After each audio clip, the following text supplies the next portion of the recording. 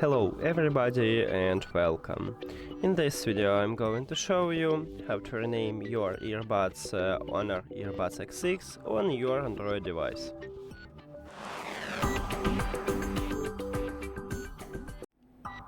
You have to start by open settings and then go to connected devices.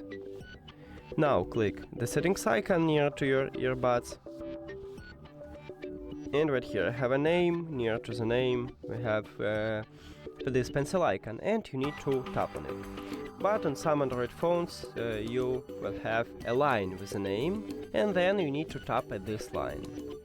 Also some Android phones have this pencil icon at the right top. So click on it and right here write the best one for you.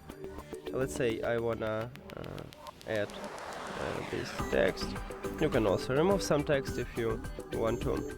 The most important is to click rename, or maybe you have done or something else to save this new name.